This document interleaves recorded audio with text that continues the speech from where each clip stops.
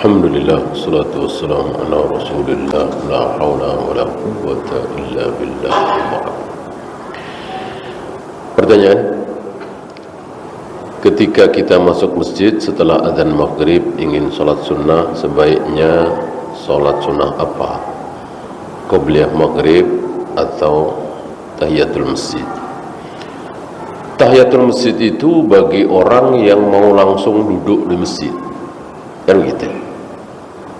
Misalnya kita datang ke masjid mau tiduran, mau taklim kan duduk, atau mau jumatan kan duduk tuh. Nah jangan, sholat tahiyatul masjid dulu gitu. Adapun begitu datang ke masjid langsung qobliyah subuh, langsung qobliyah duhur, langsung qobliyah maghrib dan lain-lain, atau langsung sholat wajib, maka sudah mencukupi, sudah tidak perlu lagi sholat tahiyatul masjid. Jadi tidak didapat riwayat dari para sahabat begitu masuk masjid tahiyatul masjid dulu, habis itu qobliyah subuh, tahiyatul masjid dulu, habis itu qobliyah duhur. Tidak didapat riwayat. Jadi cukup qobliyah subuh, qobliyah duhur, qobliyah asar, qobliyah maghrib, qobliyah isya hadisnya dhaif ya. Di negara saya, partai-partai Islam sering membawa dalil surat Al-Maidah ayat 44, 45, 47. Apakah ini mereka menjual ayat-ayat Allah? Coba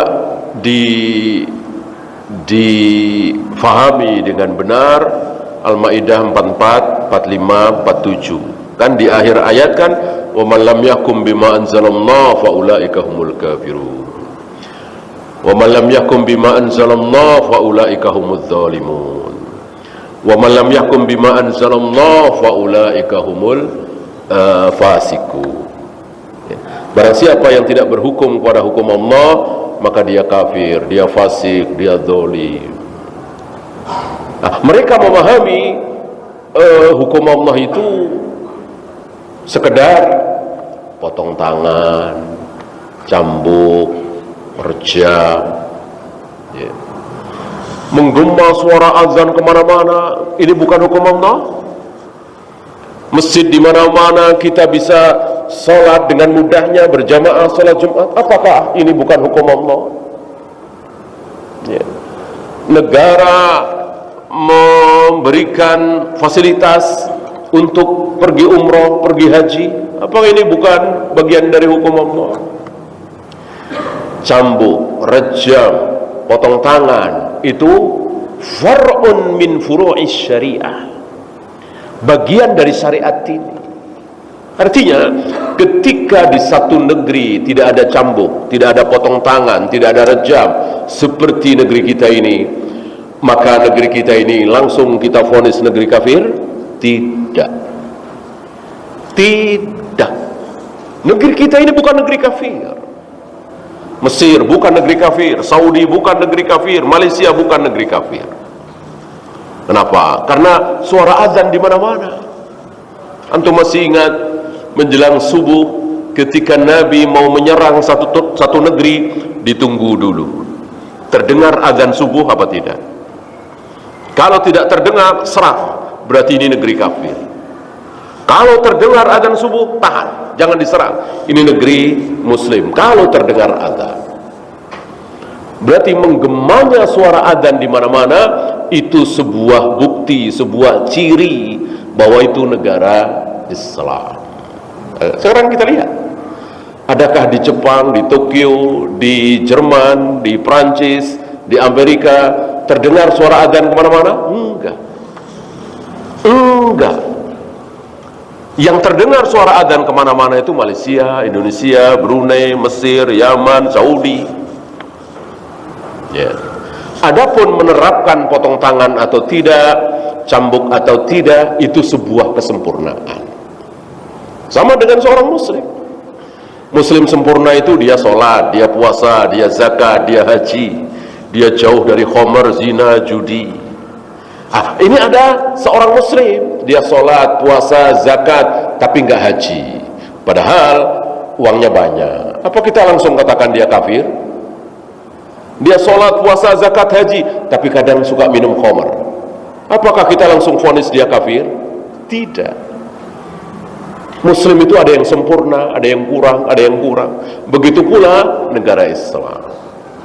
Negara Islam Indonesia, negara Islam, tapi kurang sempurna.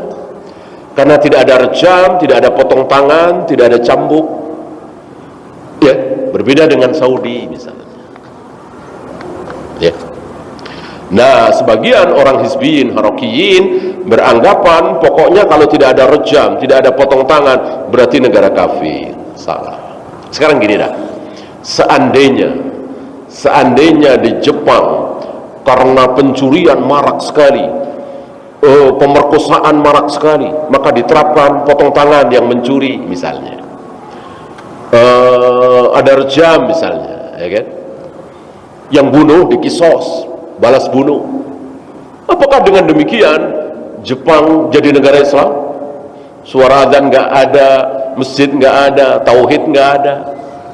Cuma dia mengadopsi hukum Islam, karena di negara-negara Islam kejahatan itu minim sekali.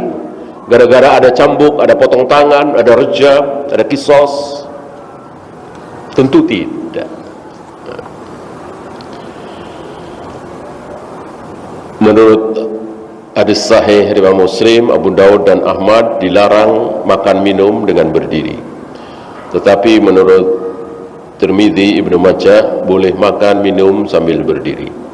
Semua dalil sahih. Mana yang dipakai? Ini nasih dan mansukh.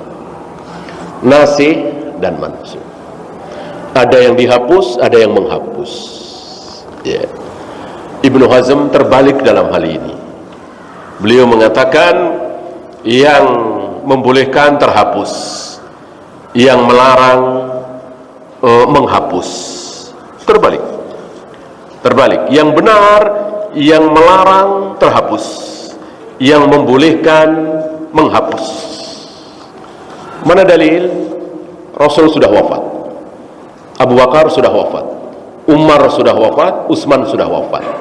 Kaum muslimin dipimpin oleh Ali bin Abi Thalib.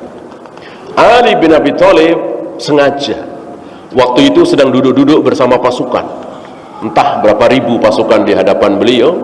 Tiba-tiba beliau minta air, lalu dibawakan air, lalu beliau berdiri. Sambil berdiri beliau minum. Beliau mengatakan, sengaja aku lakukan ini agar kalian tahu bahwa larangan minum sambil berdiri mansukh, terhapus.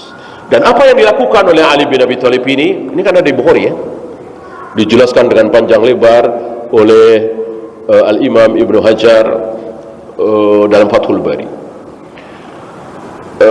Apa yang dilakukan oleh Ali bin Abi Thalib ini tidak ada bantahan dari sahabat yang lain.